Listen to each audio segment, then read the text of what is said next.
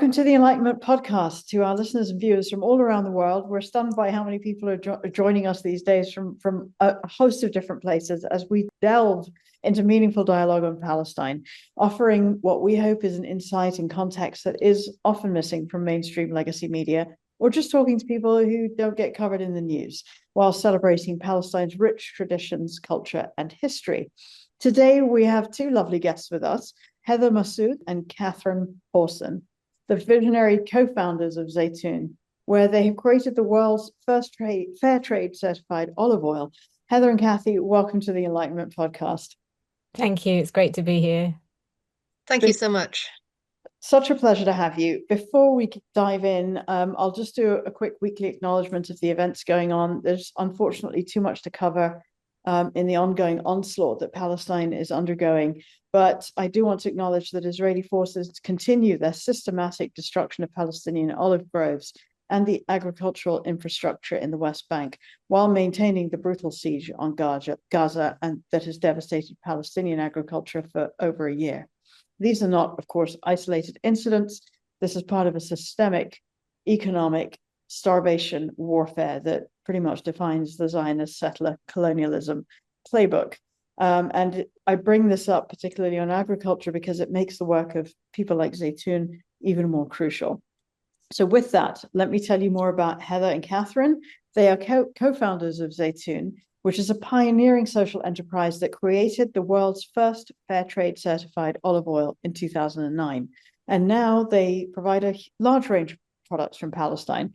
For 21 years, they have supported Palestinian farmers through direct trade in the face of encroaching occupation, proving that economic resistance and solidarity really can sustain Palestinian farmers and communities who are really struggling under occupation.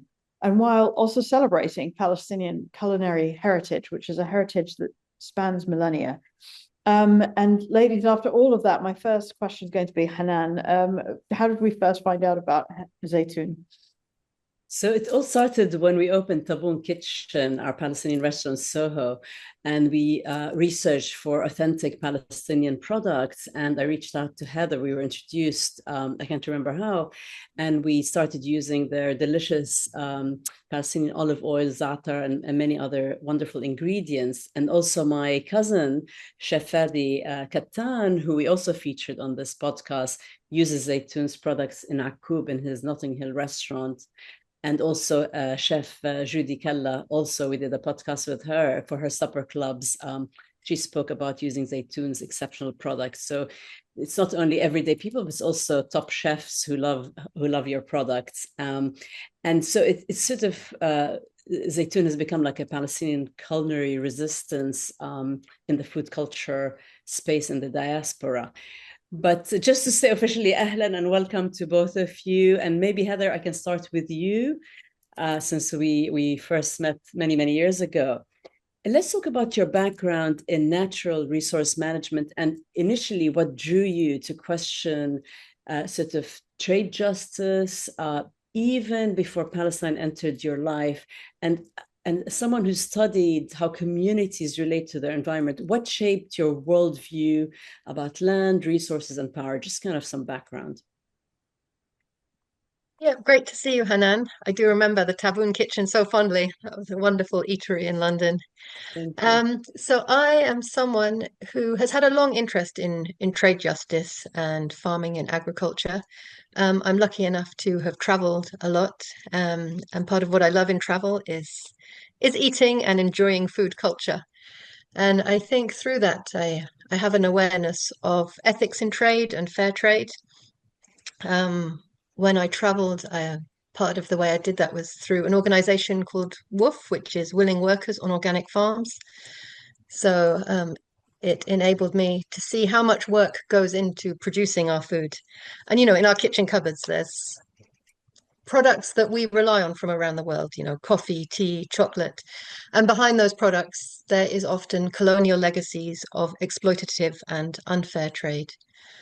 So when I had the opportunity to visit Palestine, I saw an advert inviting people to accompany Palestinian farmers during the olive harvest.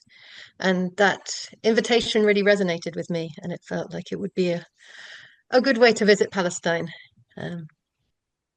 Right. Fantastic. As a novelist, filmmaker, as you know, we're always fascinated by moments that completely transform a person's trajectory in our world, characters' trajectories. But Heather, when you went to Palestine 2003, I think first as a human rights observer, is that correct? During the olive harvest that you just mentioned, you felt that was life-changing. Take us a little bit inside that transformation. What was it actually like being on the ground, watching the farmers struggle for access to their thousands-year-old olive trees? Was there a particular moment, or was it a process where that academic knowledge and what you were seeing became more emotional for you? I would without a doubt say it was a life-changing trip for me, and I think it just blew the head off my naivety, really. So I did go thinking this would be similar to experiences I've had elsewhere of learning a bit about the place I was going to through staying with people who farmed, and the idea of international solidarity and accompanying farmers for the olive harvest really appealed. But really, I just didn't know like how all pervasive the occupation is in Palestine. And I think it was some of the minutiae that did really blow my mind while I was there. So, hearing, for example, from, children and adults alike, how early they got up every morning to go to school or work because journeys weren't straightforward because of checkpoints. And even checkpoints aren't straightforward because some of them are flying checkpoints that can appear day to day. The treatment of people by soldiers, the Israeli military at those checkpoints can vary day to day. And I think whilst I was traveling around, I was totally disoriented the whole time because maps in Palestine don't make sense. Um, you know, if people are going from, Ben Gurion airport into an Israeli settlement, maybe they're going to get there in 45 minutes on a smooth tarmac signposted surface. But the reality of when you're going from the airport is you're seeing a lot of the West Bank, but it's not signposted. And then once you're traveling within the West Bank, you're on a different set of roads to people who are traveling to settlements, the differences in license plate, people talking about their IDs, all of those details of everyday life I had not understood at all. And I think the other thing that really blew my mind was I'd heard about Palestinian hospitality and the generosity of it, but really it is something else that, whilst learning about everything that's happening through the brutality of the occupation, and also being subject to the most extraordinary hospitality, that fusion of those two things is really a transformational. For me, it was a transformational couple of weeks of visiting Palestine, and well, I haven't looked back since, really. Mm. Well, it's true. Our hospitality is legendary, and it's part of our culture and DNA. And as you said, those checkpoints, I mean, my family, most of my father's side still live in Bethlehem, so they have to sadly go through all these checkpoints and the horror of daily lives. But Catherine, let's move to you. Your journey began differently than Heather's in that it started through your Arabic and Islamic studies at Exeter University. And that gave you the linguistics and cultural tools, if you like, to understand West Asia, which they refer to as the Middle East. So how did your study in Arabic and Islamic civilization prepare you for the reality you encountered? And also, what specifically drew you to volunteer with International Women's Peace Service rather than all the other organizations out there? Mm. Well, I was drawn to study Arabic and Islamic studies because it was always in the news. I grew up with Radio 4, and my parents had the news on, and the Middle East was forever in the news, and I wanted to understand why and get inside the region to really have a visceral understanding rather than just receiving it through the media. So what I understood during my studies was that the Arabic and Islamic civilization is ancient, millennia old, and has contributed so much to world culture, to science, to agriculture, to poetry. It's such a rich culture. And so when I visited Palestine, I wasn't surprised that Palestinian culture was a part of that wider civilization and had so much to offer. It horrified me to see the restrictions on expression of the Palestinian people, that they weren't able to share their stories, to share their worldview, to share their culture with the world. And this was just after the Intifada, so the borders had been closed, so that was even more pronounced than usual. And I went with the International Women's Peace Service because I wanted to stay in one place for a month to really experience life in a Palestinian village and experience the everyday nature of those horrific restrictions and challenges and intimidations that they endure, but also, as Heather said, their hospitality, living with people, getting to know families day to day. And so my job, and the job of the volunteers there, was to record, or to go out when we were called to intervene where possible, to try and get farmers access to their land and access to markets, but also just to record, to sit with people and record their lives, really, so we could build up a library of documentation. This is what life in a West Bank village is like for all of the family, the children, the men, the women, the grandparents.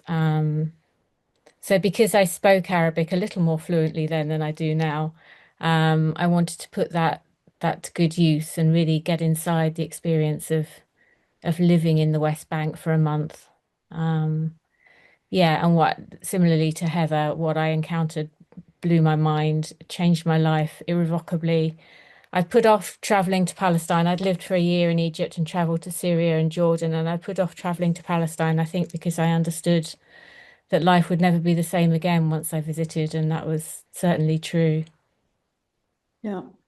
So I mean, it's fascinating. So you spent a month in the village in the West Bank. Yeah. You're helping people get access to their land, for example. You're saying, what does that mean on how does that translate on the ground? Were you negotiating with soldiers? Were farmers? What were you seeing? What was happening to them if you weren't there, for example? Well, and we didn't always succeed. By far, we didn't always succeed in intervening successfully, but we hoped that our presence on the ground would have some effect in mitigating the worst of the intimidations. And it was usually soldiers. It was usually the army who would appear out of nowhere and order a family to go home and leave their harvest, that they'd been hunting all day, or order them to go home not via the direct road, but via the most indirect road that would take them literally hours to go home with the donkeys and the olives. So they would call us and say, the army have turned up, they're declaring it suddenly a closed military zone.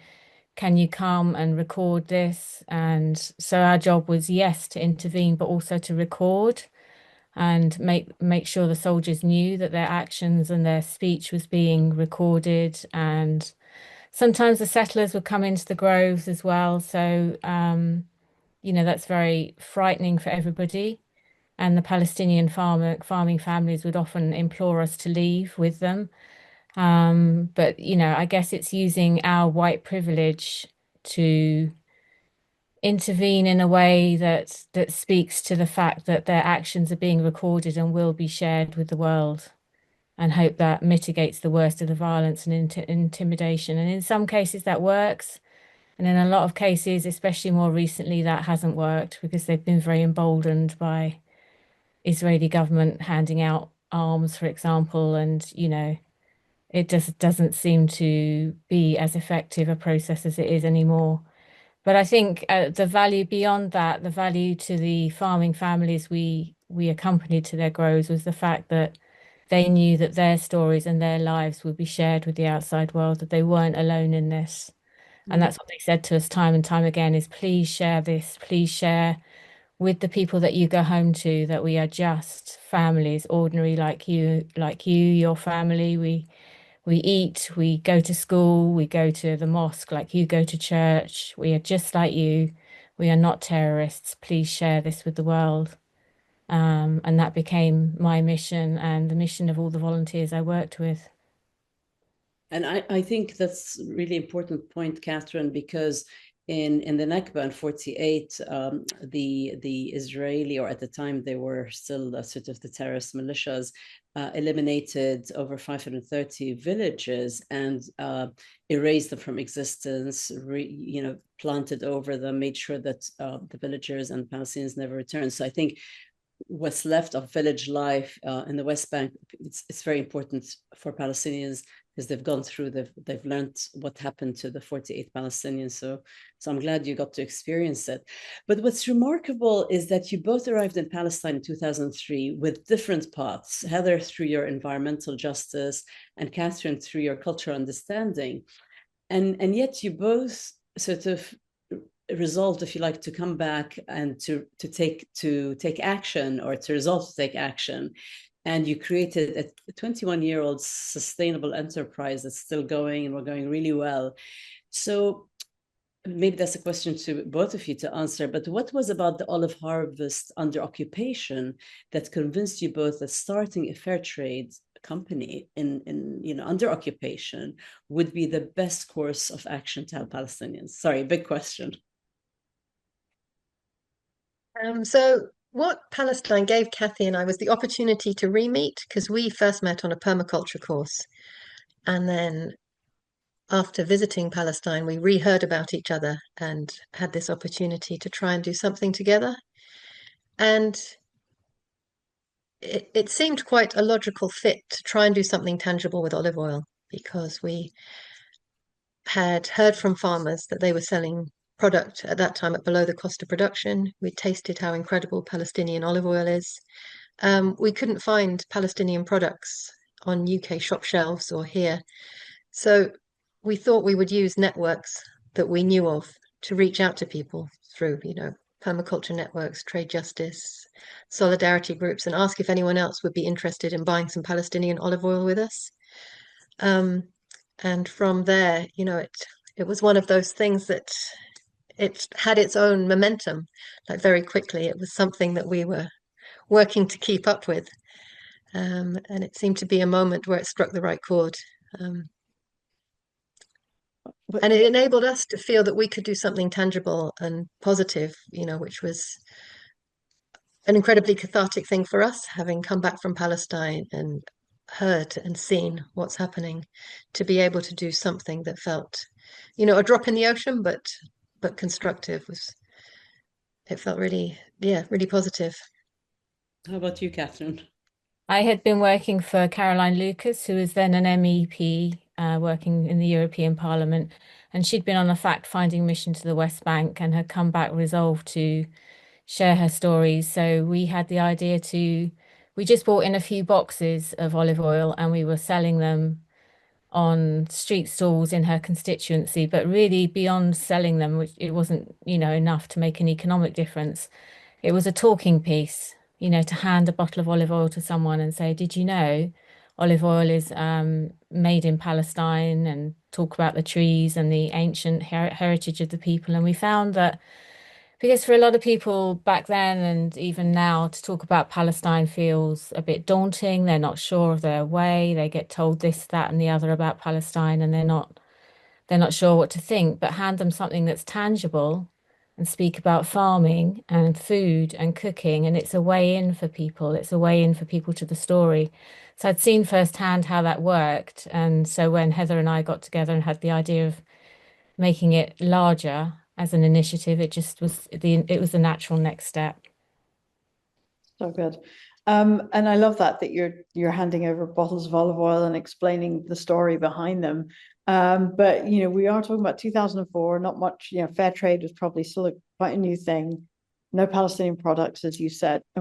So what was it like growing this company in this scenario? What were some of the challenges that you had to get it off the market stall and into a bigger enterprise? I think it was a really steep learning curve, because neither of us had imported food before. So we learned quite quickly. And also, it was incredible, because from that reach out to see who would like to put in some money to buy some oil, we got all sorts of offers. Someone was saying, I can gift you some warehousing space to start with. Someone else was saying they would gift us some business expertise. So, the momentum that it started creating was really, it just felt that there was people who really wanted to do something constructive for Palestine, and it really enabled us as two people to be able to form a company through all of this wider network of support. Yeah, it was crowdfunding before that was a thing. So people were sending us Yeah. checks in the post, cash in the post, and saying, I'll take 12 bottles whenever it comes, it's fine. I don't mind when, just here's some money to here's some money to put behind it. So yeah, we were really carried along by that tide of support and enthusiasm. We had assistance from people who were more financially savvy than us to draw up spreadsheets and find the funding and the investment that we needed. It just was, I suppose it was a moment of its time. And I know that at the same time, similar companies were being set up across Europe. So we weren't the only ones who caught this idea and put it into reality. It's fantastic. With similar companies for Palestinian goods or Fairtrade or? Yeah, Palestinian goods. Yeah, some volunteers that I worked with started something in Germany when they went home. So it just seemed it was an idea that had its time, really. It's fantastic. Okay, so let's talk about the farming conditions there, and with reference to apartheid. My parents are Indian Muslim who lived through South African apartheid before coming to the UK. And under the 1913 Natives Land Act, Black South Africans were systematically dispossessed. Families who'd farmed for generations were forced into Bantustans, and then white settlers claimed most of the fertile territory. A sadly familiar story that we're seeing now in occupied Palestine. Heather, your expertise in natural resource management must see these kinds of parallels, but tell us, what are the specific mechanisms used by Israel in terms of water control, permit systems, expansion of settlements, anything you think what is recreating this same pattern of forcing indigenous people off fertile land? So I wanted to speak a bit about personal life and a bit about Zaytoun life to try and talk about this. So my husband is from Gaza. His family were made refugees in 1948. So he was from a village called Desnaid, which was an agricultural village. They were displaced into Gaza, and his generations of his family grew up in Jabalia camp. When I've visited, I've only been able to visit Gaza twice. What really struck me was that within the refugee camps, the attachment to the land is so strong, and you see it through food, poetry, paintings, and people still really reference their connection back to their land, even several generations on of being in refugee camps. Going back to Zaytoun, I think one of the things that really strikes people when they visit the West Bank is first how beautiful it is. It's really characterized by the olive tree, these incredible terraces of trees that are hundreds and some thousands of years old.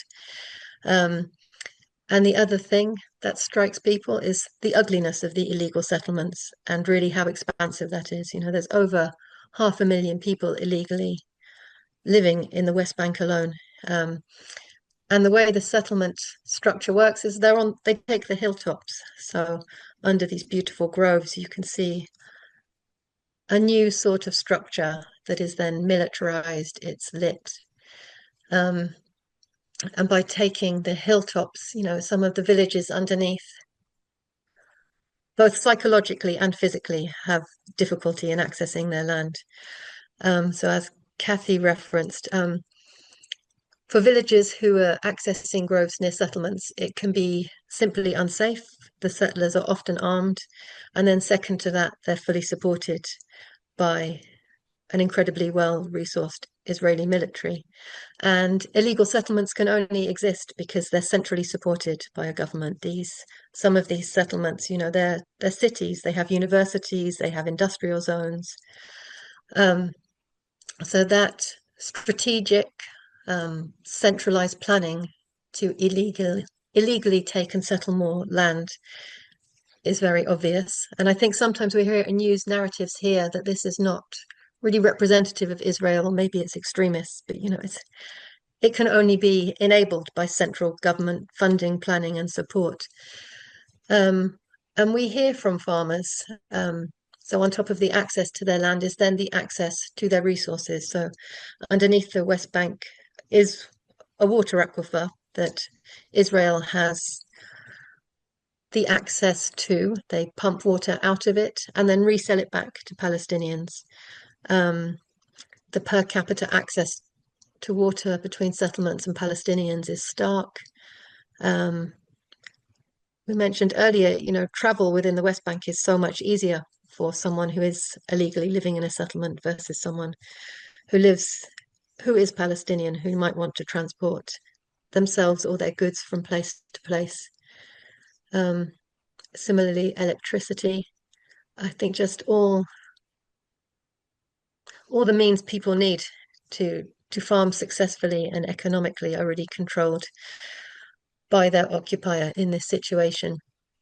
And when Kathy and I were first visiting, Israel was building its separation wall at that time, so illegally annexing more of Palestinian prime agricultural land either onto the settlements or onto Israel. And within that were also water resources. And I think, like Kathy said, sometimes farmers were told they could still access their land, but in reality, the times that gates are meant to be open, it was not true. The safety, or even the exhaustive and arbitrary process of getting a permission to enter their own land. And I think the other thing that really struck me was this whole system of IDs and permits. So understanding that people from Gaza, the West Bank, or Palestinian citizens of Israel could meet each other more easily in London than within their own country. So, for example, because the olive harvest is labor intensive, so it is a beautiful community experience. But people rely on their families being able to come and join them for the harvest. So we heard, especially in the north of the West Bank, a lot of their extended family are now Palestinian citizens within Israel. So the travel to the West Bank is difficult. They hold different ID cards.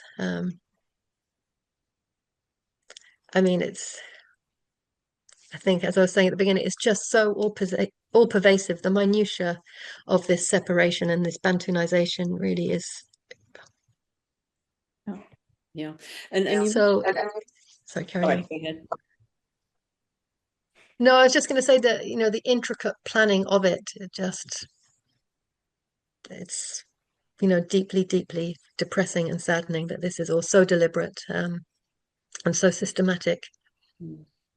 I think that's what a lot of people don't understand. They think it's sort of random extremists, as you said. That's the narrative that gets pushed, but it is clearly a well-planned takeover. I think a lot of people don't know that, like your husband's from Gaza or Gaza, and a lot of people don't know that almost 80% of Palestinians in Gaza are already refugees twice over in their own land, whether from 48 or 67.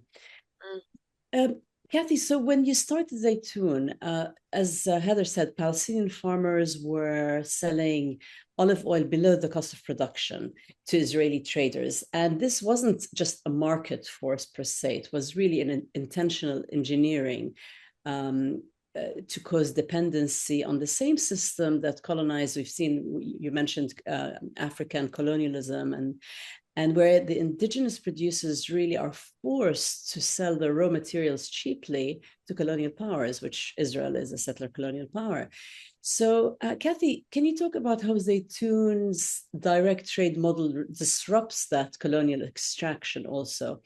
And can you also, because you're a writer, so could you talk about that and how you counter the Zionist propaganda and the claim that they're making the desert bloom, when really the reality is the systematic theft of rich, fertile Palestinian agriculture, and the Palestinians have their own expertise, their water, there are systems that sustain communities for millennia. Can you just talk about both? I know it's lots of questions in one.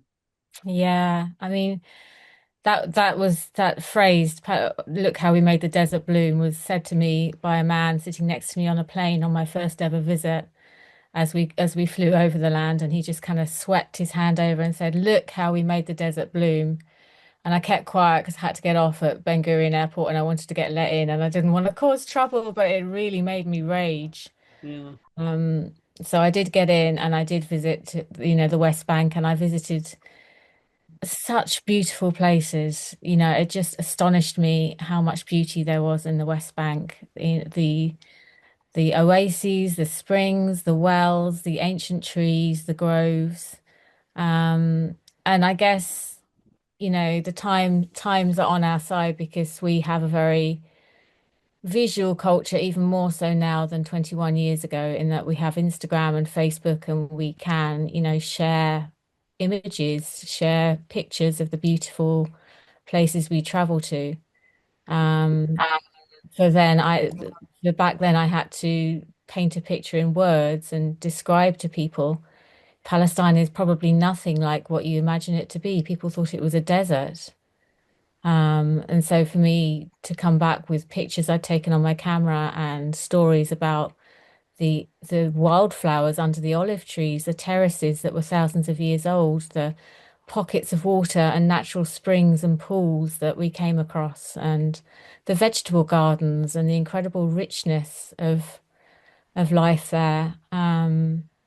And the fact that they are used to managing their resources because they've lived in this land for thousands of years. They know how to manage the water.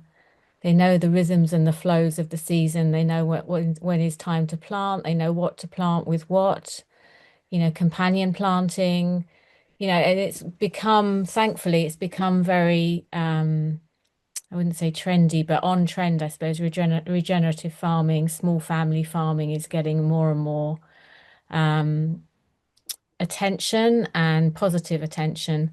And Palestine has that in droves. It's naturally regenerative family farming. They use their water very carefully. Their crop varieties are not thirsty. They use natural resources very wisely and always have done. And then you contrast that with the Israeli settlements, which are built on the hills, so they have to have water piped up to them. And they're growing grapes and they're growing, very, very thirsty crops that have to be irrigated, often monocultures rather than companion planting or regenerative farming systems. And the two cultures are a world away from each other. Um, you know, we I'm not a farmer, my husband is a farmer. But I think all farmers could learn a lot by visiting Palestine and understanding from the people there how to manage natural resources well, and how to produce food that is not only tasty but delicious and nutritious and abundant using what they have. Um, so I was blown away, and I still have an image in my mind of a vegetable garden that I visited in this. I can't even remember where it was, somewhere in the West Bank, but it was an absolute oasis. There were springs everywhere, and there were vegetables everywhere, and the shade of trees in the heat of the midday sun, and it was just like paradise. And I think that's an image of Palestine that doesn't reach people very often. They think of it as a very arid land, and there are places in it that are very arid, but it's a very varied, rich land as well. And like Heather said, the water aquifer lies beneath the West Bank, so you do have springs and streams and pools, and yeah, it's just the abundance and richness of life there is incredible. It's wonderful to hear this picture of it, because I think it is something that not many people know. The other thing that people don't quite take on board sometimes is this idea of sumud. Heather, I wanted to ask you, because Palestinian farmers embody this steadfastness, sumud, by remaining on their land, but in a way it's kind of this, it feels more of an active defiance against ethnic cleansing just to sort of survive and keep farming. And you've witnessed that firsthand across, 21 odd years. Can you just paint us a picture of what that agricultural sumud looks like in practice? How do farmers tend these very old olive trees while being up against settler violence, water theft, military restrictions? And where does Zaytoun fit in that, just sustaining that sense of sumud economically and psychologically and culturally? I'll pick up some of it from what Kathy was saying. I think what we have heard from many farmers across the years is really this relationship with the olive trees. as extended members of the family. And these trees that have been passed down through the generations, they know these trees, they look after these trees, they deeply, deeply care for these trees. And when the trees are assaulted by settlers who, have come down and burnt trees down, chopped trees down, people feel it so personally. And also come back with this incredible resilience and plant again. And people are not just accepting this destruction of their land, they're putting new seeds back into the ground. And with this, this view of the future as well, that these trees will then go down to their children and their children's children. And this sort of, I don't know, this stewardship relationship with the land it is really inspiring, and it is something for us to learn from and for other farmers to learn from. And I think we are just continually inspired by this concept of samud and resilience, that farmers are finding ways to get around. Maybe, like Kathy said, they're traveling for miles to access their land, but they are still accessing their land, and they are finding ways, despite barriers, to carry on picking their fruit, really looking after their trees as members of the family. And I think an important aspect of this is we have been very lucky to work with really inspiring organizations in Palestine.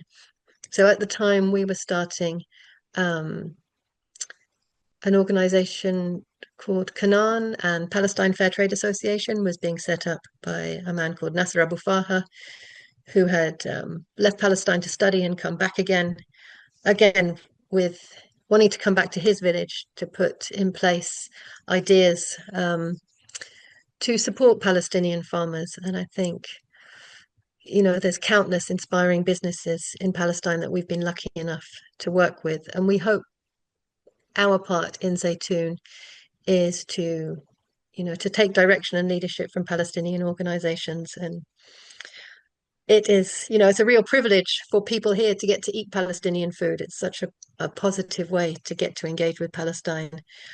And, over the years, we have had customers who are still with us from the beginning, those first few bottles, and obviously many more who've sort of joined on the journey. And what we have hoped to do through Zaytoun is make community connections. I think, as we have felt in visiting Palestine, how life transforming it can be. We did organize groups to visit the Palestinian olive harvest every year, to be able to connect directly with farmers and hear their stories, see the reality on the ground in Palestine, and invited also then farmers and representatives from Palestine to visit communities here. And we hope that sort of by building these community relationships, it will do something to support the samud of the Palestinian farmers we're lucky enough to work with. That's amazing. And as you mentioned, the Palestinian culture, actually, we trace back our heritage to almost 11,000 years. So this is not some new history or culture in terms of even when Europe was still running around the Dark Ages, we had a whole very evolved culture and agriculture in Palestine. But Kathy, achieving Fairtrade certification in 2009 is and was groundbreaking, because it's the first time I think Palestinian olive oil became the first Fairtrade certified olive oil. So I'd love you to talk about that and what it's meant for Palestinian farmers, because as we said, these olive trees predate Christianity, Judaism, and religions as we know them.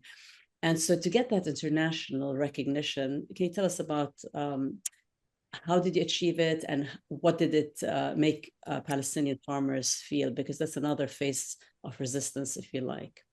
Yeah, I mean, I remember when we first sat with a group of Palestinian farmers and explained the vision that we had, and that people would pay more money for fair trade because they valued the ethics of that trade. And the farmers didn't believe us. They didn't believe that people would volunteer to pay more money than the absolute minimum or below the cost of production just because they valued that connection and that fair trade and trade justice.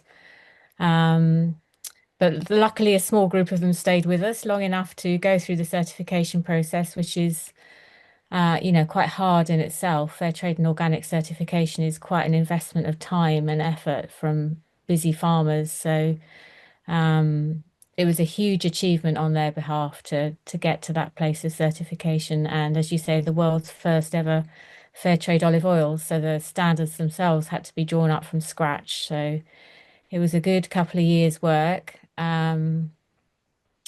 What it meant practically for the farmers is that the wholesalers would take on Palestinian olive oil in their stock, and that meant we could distribute via the wholesalers to many more shops on the high street than we had been able to previously. So suddenly Palestinian fair trade olive oil was available in many more places than it had been previously, which meant the world to the farmers. And, every year until very recently, when we haven't been able to get the farmers over here, we've had them visit for Fair Trade Fortnight, and we've taken them to shops to see their olive oil on shops of fair trade shops, Oxfam,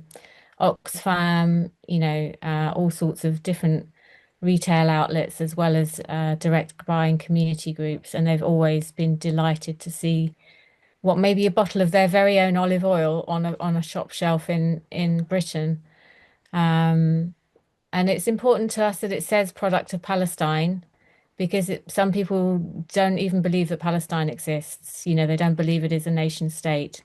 So to have a product or a range of products on shop shelves that proudly states product of Palestine in shops where, you wouldn't perhaps expect the audience to know much about, or the community to know much about Palestine, is another way to tell that story, is to spark the seed of curiosity. Oh, product of Palestine. I didn't know that Palestine was a nation state. People still say that to me. Is it actually a nation?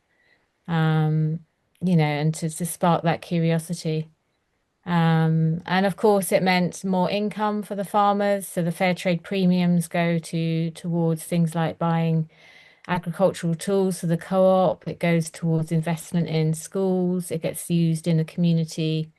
The community themselves vote on how those fair trade premiums are being used. So it enriches not only the farmers themselves, but the whole community.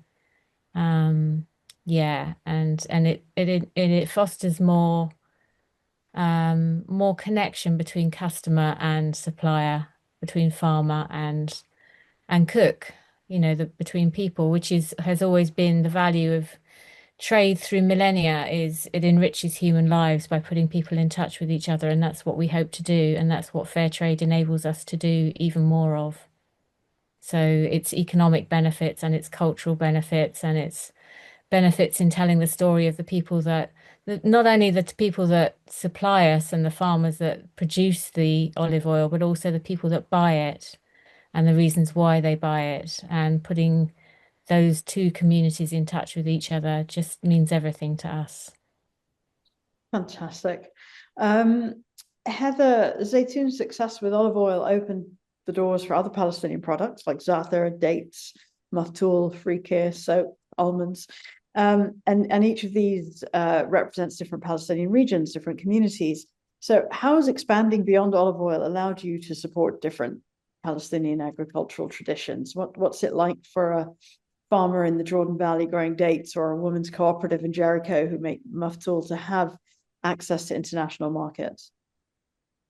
I mean, this is, I think, one of the wonderful things about Palestine. Within a relatively small geography, there's so much diversity.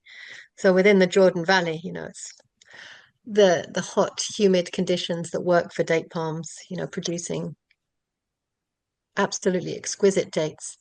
And I think what the dates enables is a different story. Again, we get to complement the BDS movement, because so many of the dates in UK supermarket shelves or around the world are still coming from illegal Israeli settlements. So traveling in the Jordan Valley, you can see all of these Israeli agricultural settlements there. So what importing Palestinian produce enables consumers to do is to take one step further and actively work by purchasing Palestinian products. The maftoul is an entirely different product. It's made by women's cooperatives. It takes such skill and such, artisan knowledge to be able to produce that product. We've taken chefs from the UK to visit Palestine, and some of them have had a go at trying to roll maftoul. It's not just something you can sit down and do. It's a real skill. And I think picking up from what Kathy said, the different products do allow us to share different aspects of Palestine with people here. The almonds, again, are another wonderful, quite unique product to Palestine. They are, this variety, Faham, is primarily rain-fed, absolutely delicious.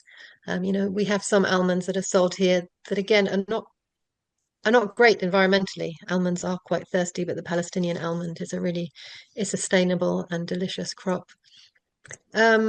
We had one shipment of product from Gaza right back in the beginning, before Israel put on this latest, well, not latest, before Israel put another layer of siege upon Gaza.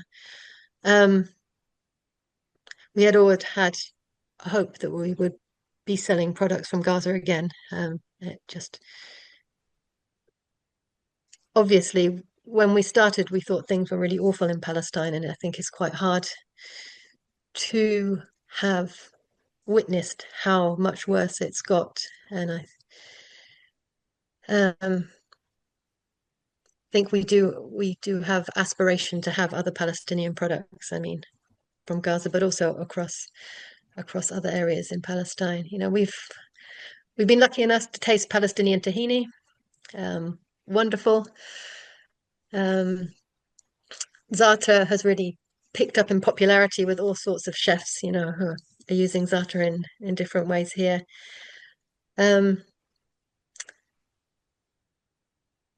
think there is an appetite, to use an appropriate word, from people here to be able to engage with more products from Palestine. And it's been really heartening to see that, that growth in awareness of, like you were saying, Hanan, just the depth of the culture and the richness of the culture and the appreciation of, how incredible Palestinian cuisine is.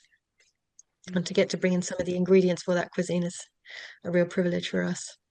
And sadly, the maftoul, as you say, is such an artisanal, passed down from generation to generation. Now they call it Israeli couscous, which just breaks my heart to see that. It's like, yeah. And like you said, the Palestinian tahine, we mix it also with molasses. There's a thing that you have for breakfast. I'm sure Fadi talked to you about it, where you dip it with the sesame, Jerusalem kaik, and so on. So there's so many things to the ingredients and the way we cook them. And as you said, the community, it's all part of the sharing experience and the giving and the generosity. It all one feeds into the other. Yeah. You've made me incredibly hungry now. And I do want to tell anybody listening that if you've not used za'atar in something you don't know what to do, just put a big sprinkle on your fried egg in the morning and it's absolutely fantastic. Anyway, the recipe sharing section will be later or in the comments. For now, let me ask you, Heather, another question about Zaytoun's company structure, the community interest company structure. My understanding is 100% of your profits go back to Palestinian producers, which is quite incredible. So can you share a little bit about the measurable impact this economic model has had? And I'm not really talking about the money of it. You're welcome to share that, but I was thinking more in terms of keeping families on their lands, supporting children's education, maintaining traditions of agriculture that we've just been talking about. And do you see a way to scale this model of economic resistance to support broader Palestinian sovereignty in some way? So I think what's been really heartening for us during the journey of Zaytoun is seeing the growth in the businesses we work with. So, for example, Canaan, when we started, was a very small factory. They've now got, an incredibly resourced factory that they've really invested into, state-of-the-art olive press, storage, bottling facilities. And the network of farmers they source from, the Palestine Fairtrade Association, has grown in numbers. And that organization, we have heard stories from people in there who have talked about some people who've come back to farming, who had perhaps left the land, done other other sorts of jobs, and had then felt that they could come back because there was income to be made in farming. It's heartening to see younger farmers also as part of the supply chain we work with, because it does seem viable. I think, in terms of growing it, like Kathy said, there are other initiatives in different countries. At the same time we started, a Zaytoun in Canada was formed. So we have loose relationships with some of these other initiatives in different countries who are buying Palestinian products. And I think, the solidarity and the long-term relationships have been really instrumental. Something we see as part of our impact, that we've been able to maintain long-term relationships and see these initiatives that we work with in Palestine grow. In addition to the trading, the tree planting that the Palestine Fairtrade Association runs has literally put hundreds of thousands of olive tree saplings into the ground in Palestine. And they work, as Kathy mentioned, on wider regenerative agriculture, so planting almond trees, carob trees, in this way that is very earth sustaining, so very positive, nutrient building agriculture. So we are continually looking for new suppliers that we can work with. One of the more recent ones we started working with is the West Bank Salt Company, who again have an incredible family story of resilience. They've held on. They're the only Palestinian company at the moment who have access to the Dead Sea. Most of it is exploited through settlements and through Israel. But this family, took their access through the courts. They still harvest the Dead Sea salt. We feel really proud to now also have some skincare products in the Zaytoun range. So as well as the Dead Sea bath salt, we sell soaps from Nabla Soap Company. Again, hundreds of years of trading history through soap making in Palestine. Yeah, because it's very oily. Maybe you can talk about that, because people don't know what Nablus or what's special about those soaps. And that's it. The soaps have now also started getting a real loyalty, because it is such a pure soap. It is, the primary ingredient in the soap is olive oil, so it's really good for the skin. People who have skin sensitivity find they can use this soap. Its trading history goes back long before Israel existed. We hear stories of the soap making its way to royal families. Again, it's a product that survived time because it's a great product. It's fantastic quality. I've lost my thread a little bit, but no, actually, because Shamim, I didn't even know you were in Canada, because when Shamim was filming in Canada, I was mentioning to Kathy we were there for 6 months, and Palestinian za'atar is so delicious, and I couldn't find the right one, so my dad had to ship me from Montreal. And Shamim and I go around, when we go out in anywhere in the world, we have our little pots of za'atar, summa, and sea salt, and we top up travel essentials. Essentials, never leave home without them. So anyone listening, it's a great idea, actually, because some food could be bland or not interesting enough. Maybe we should produce a little travel packs, Heather. Our range to pack. I know. No, it's really a great idea. Actually, a lot of people and a lot of Shamim's actresses started doing the same. Should take them on set, and now we have some of our actresses always doing the same thing. Well, you never know what food is like on set, so it does definitely. You can't go wrong if you've got some beautiful Palestinian za'atar and oil and sumat to put on things. Right, that's true. That's true. So let's talk about the future, because as you said, it's been so horrific. I mean, we've always known what's been going on, and now it's just the methods have escalated to a genocide and such extremity, but it's always been happening to Palestinians. So if we talk about the future, I mean, everyone used to talk about the two states, some people still do, but I'd love to discuss that, because I now believe that we only can have one democratic, decolonized state from the river to the sea with full equality, reparation, resource and land restitution to Palestinians, and of course the right of return of all Palestinians, which is recognized under international law. But Kathy, your work has proven that Palestinians need access to fair markets. And can you talk about how supporting Palestinian economic sovereignty through companies like Zaytoun, like yours, become a concrete step towards that vision of liberation? Maybe you have a different vision. I'd love to hear it.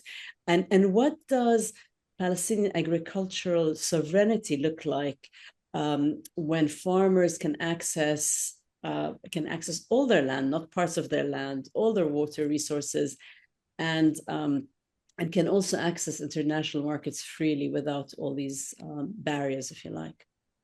Yeah, well, I think we referenced earlier the power of direct trade with people, removing the middleman, removing the barriers to trade. That when we're talking about sovereignty, the right of a people to choose who they sell to, what they sell, and how they sell their products, and how they buy it as well. So that power to trade directly with people overseas is a very big building block to sovereignty, not only economic but cultural sovereignty. To have that agency over their own activities. And agriculture is fundamental to that, because without food, where are we? Without food and farming. And so, for so many decades now, Palestinians have been a captive market for cheap goods, supplied by Israel. So to have a sovereignty in terms of access to buy other products as well as sell other products, to build their own economy based on the principles that they want to espouse. And, they are naturally, as I referenced earlier, their farming is naturally regenerative and abundant because it respects the land and the resources that they have.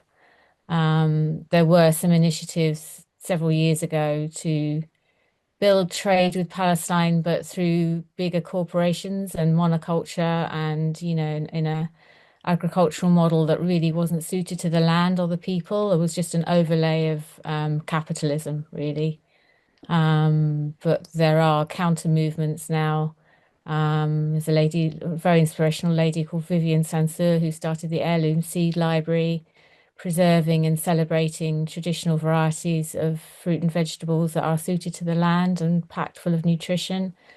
So that's food sovereignty, which is part of agricultural sovereignty, which is part of economic sovereignty. And we dream of a day when Palestinians have free access to land and water and to markets, freedom to move and freedom to trade. We have it, we have it in our country and we take it for granted. And I'll never forget getting off a plane, my first trip to Palestine, getting off at a plane in Heathrow and just catching a coach to where I lived in Oxfordshire at the time, and being blown away by my ability to do that, my freedom to do that. And I don't think I'll ever take that for granted again. And I'll never forget that Palestinians do not have that daily freedom to move and get to market and get to see, as Heather said, even get to see each other in the same country, let alone, travel overseas. So when we're talking economic sovereignty, we can't ever forget that food sovereignty and agricultural sovereignty is an essential part of that. And these days, when we're talking about climate change, it's even more important that we support the Palestinian people to adapt to that in their own way. And we don't forget that that's another part of the matrix of control and, forced dependence, that they have the solutions, they have the inherited native technology to tackle the worst effects of climate change. What's not allowed them is the basic equipment to be able to do that. And they have so much to teach us as well. I imagine Palestinian farmers traveling the world over, teaching their ways and their wisdom. So that's a vision that we hold and a vision that we support the farmers that we work with to hold. And, I went to the Oxford Real Farming Conference in January and spoke, and people were so hugely supportive of Palestinians and Palestinian farmers. There is a huge upswell of recognition for that wisdom and experience and cultural sovereignty to be shared with the world. So, you know, as long as the Palestinian farming communities we work with don't give up, we won't give up either on that vision, as you say, of one free land, free of racism, free of control and domination, and free of the worst effects of extractive capitalism as well. And using food and starvation intentionally as a tool is evil and barbaric. But Zionism at its core is a ruthless apartheid settler colonial project. It's ethno-supremacist. We talked about the roads, we talked about barriers, we talked about how they use water and so on. And in my mind, it needs to be dismantled at its core. There's no place for it in this kind of evil ideology in this world today.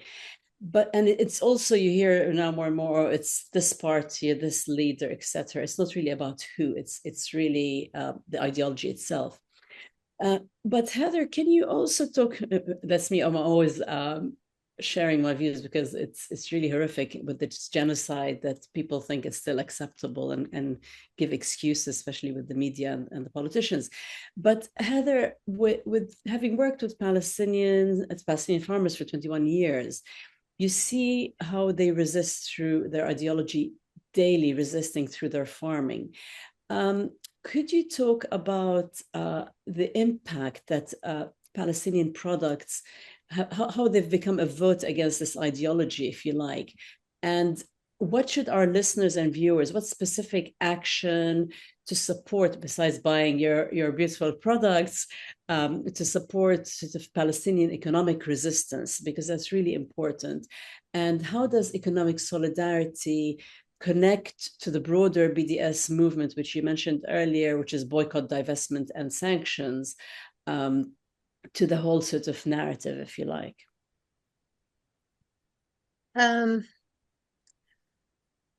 Yeah, I guess just briefly to say, obviously, to acknowledge that whilst we're talking about the bounty and the joys of Palestinian food, that it can be possible that it has been allowed by the whole world that people in Gaza, are starving to death. One sec. Please take your time.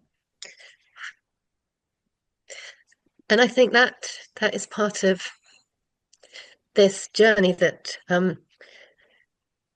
Zaytoun and Palestine food is allowed to be part of, is that, as we witness a live streamed genocide and see people starving to death and hear rhetoric every day that somehow manages to flip it back and blame the Palestinians for their own starvation, it loops into several aspects that we are conscious of in Zaytoun. As a UK-based company, the colonial legacy of the UK government is direct with Palestine. The UK signed away a land that was not theirs, and took no responsibility for what happened to the people of that land, and are still playing an absolutely instrumental role in the subjugation and the death of the Palestinians through allowing international frameworks to be made a mockery of, through selling weapons components, and through the intentional blockade of food to starving people. And what the storytelling aspect of Zaytoun allows is to continually tell the truth to people who are still trying to hold on to a narrative of lies that somehow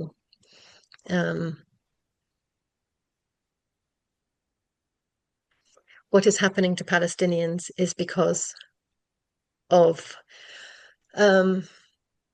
something else apart from colonialism I think when Kathy was mentioning rampant capitalism, how closely these things are one and the same. So what the economic resilience does also is part of truth telling, and it is for all of us to ensure that the truth and justice does come to the fore. That we are in a period now where international institutions have just been absolutely turned on their head, and is a catastrophe for all of us, not only people who are enduring what they're enduring in Gaza and wider in Palestine. And I think we do feel that we are part of a movement. We have a complement to the boycotts movement to play, and that movements need to look for ways to interlock and to grow, so that there is this pathway towards whatever words we are using, the liberation for the Palestinian people, or truth, or justice, for everyone. Yeah, it's beautifully said. And it's I think the moral tragedy of our times that our leaders are not stepping into this, that international law is not being respected such as it is. And as you say, people are feeling, people like you, people like Zaytoun, we try with the podcast that these movements and we're trying to step into those voids, which shouldn't be there. But let's go back to a question I had, because we kind of skirted around it. Catherine, since October 7th, there's been this, it feels exponential escalation of agricultural destruction in the West Bank alongside the current genocide in Gaza. That must have affected Zaytoun's work, and you're obviously the farmers in Palestine that you work with. Can you talk a little bit about what your current product range is, what's upcoming, or what's the effect of this horrible agricultural destruction that we're witnessing if we're on social media, not if we're on mainstream media, and how are the farmers dealing, how are they adapting, and how can people support specifically through Zaytoun? Yeah, I mean, it is amazing and continually humbles us that the Palestinian farmers we work with find a way to get their products out to us despite it all, that they still get to their fields and their groves, and they still harvest, and they still sow, and they still package and bottle and pack and ship to us, despite all of that that's going on every day. It humbles us, it inspires us, and it just motivates us even more to continue our mission. So they face ever more threats to their land, lives, and livelihood every time they go to their groves and their fields. They choose to do that as an act of resistance, and because it is their livelihood. It is how they put food on the table. It is how they send their children to school. So we continue to support them just as much as we are able to. And last year was astonishing in terms of the amount of sales that we experienced. People really stepped up. So we know that our mission is still resonant with people in the UK. It's a way they choose to show very tangible support and solidarity with Palestinian communities. So we still answer that need for both communities to connect and support. So our range, I think Heather went through it: dates, za'atar, nuts, almonds, maftoul, green wheat frike, and we have the soap and the Dead Sea bath salt. So usually we would be looking to innovate new products, and we would still like to. We have a few back burner ideas, but it's held up at the moment because we can't visit Palestine, and it's because we are very much a direct trade company. We work farmer to consumer as much as possible. We go out and visit Palestine. We take out people out to Palestine. We bring the farmers over here, and because that's not possible, we can't innovate as much as we would usually do, or bring as many new products through as we would usually do. But we keep in touch with the farming communities we work with daily, weekly. We share their stories on our social media, through our newsletter. We continue to run the Trees for Life scheme, which is administered by the Palestine Fairtrade Association. And it was great news that the co-op shop agreed to stock our products very recently. So that means that Palestinian products are available on even more shop shelves. So it's a funny time to do what we do because we are daily horrified by what we witness unfolding and feel like everyone does, feel so helpless to do anything, to stop the brutality and the violence and the intimidation and the destruction. And at the same time, the love and support and generosity and enthusiasm of people to come forward and buy our products and do street stalls and do talks and share the story of the farmers that we share on our social media has been incredible. And we're buoyed up every day by that. So what people can do, yes, go and buy the products, go onto our website, read the producer profiles, read our blogs, share it with communities, put it out on your own social media, sign up to the newsletter, sponsor a tree, sign up to visit Palestine when we can take groups out there again, which I really hope will be in the near future. Yeah, just everything I think, as much as the economic support is a lifeline for Palestinian farming families, it does come back to that knowing they're not alone, knowing that their stories are heard and witnessed, and there are people here who care. And despite the appalling lack of capacity of our political leaders, that ordinary people are coming out onto the streets, are buying their products, are showing their heartfelt support for Palestinian farmers, communities everywhere. That's so important. 100%. And I think Palestinians have been vilified and dehumanized for so long that any representation, whether to the farmers or just anything to do with Palestine, is really hugely impacts and affects people and how they feel about their daily lives under occupation, and knowing that something is happening. And this unbreakable sumud of the farmers that you talked about is really incredible. But another question to you, how do you keep your hope, if you like, in these dark periods and times? And what's a non-negotiable message you want to give to our listeners and viewers to understand? We talked about economic solidarity, but how it becomes a very important resistance against Palestinian ethnic cleansing, because we haven't touched on that either. I think the hope comes from the people we work with. I think I've never known such incredible resilience, ingenuity, and perseverance. Hearing stories from farmers we work with in how they carry on day to day despite all the obstacles. Hearing how in Gaza, people are still planting and there are like micro amounts of harvesting going on. I was hearing from Ahmed, my husband, just, how people were trying to find ways to power up their phones, ways to share water, just resilience on every single aspect of life when it's being stripped is so inspiring. And I think through working through Zaytoun, we've had access to these narratives and met people who have just really, really told us, what resilience and inspiration is. And linked to that, I think the non-negotiable is truth. I think that despite everything that's happening right now,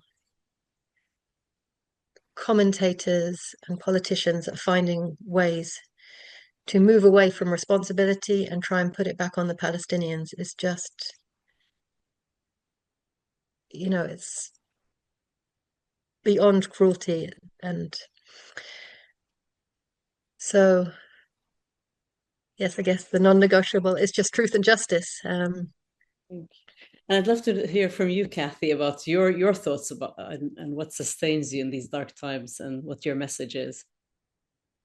I am sustained by just the upswell of creative ways to share the story, to demonstrate love and support for Palestinian communities from the various communities here, by the thousands and thousands of people who come out every week here in the UK.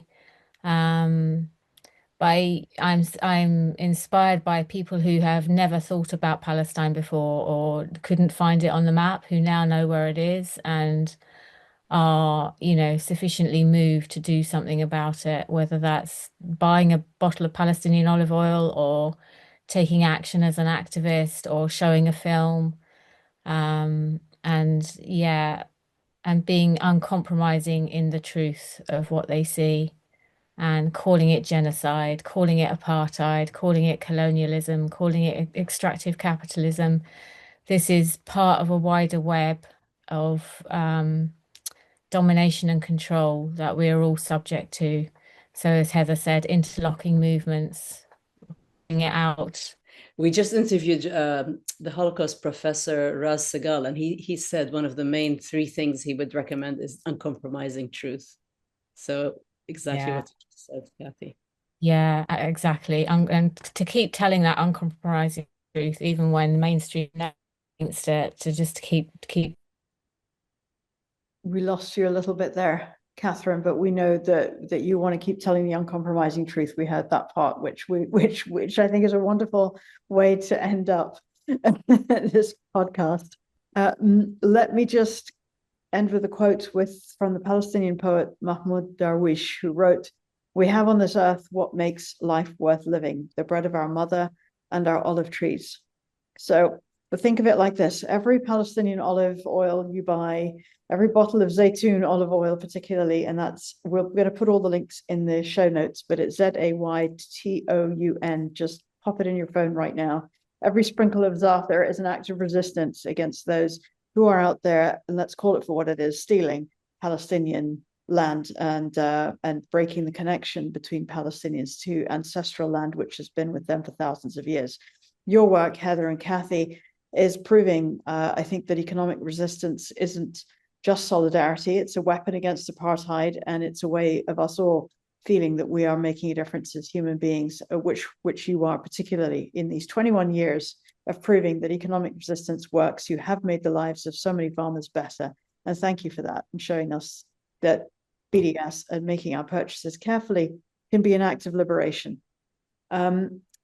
If this conversation moved you, for those who are listening, please take a moment to like it, to share it, but also to buy Palestinian products. Look out for settler products which are labeled from Israel, and avoid them. Don't buy them. Tell Palestinian stories. Support the Palestinian economic sovereignty. And the Enlightenment Podcast, we believe in enlightened activism, and those are some ways in which you can get involved. Thank you, Hanan and Shamim, for the invitation to share our story. Thank you so much.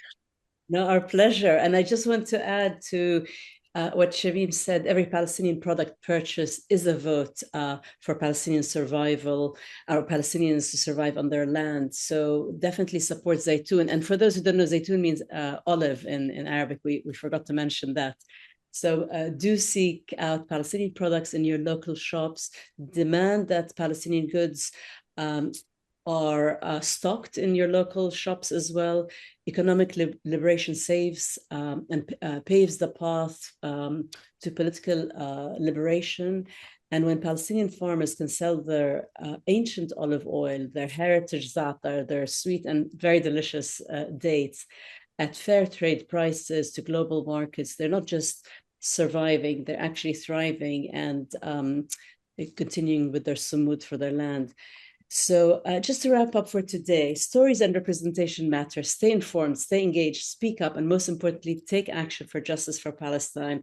Our collective voice makes a change, and in solidarity, see you next time. And Heather and Kathy, shukran again, and thank you for all that you do, for showing us that economic justice is a Palestinian justice, and that resistance can taste like the finest olive oil in the world. Shukran to you both too, and to all your listeners and viewers. Thank you so much.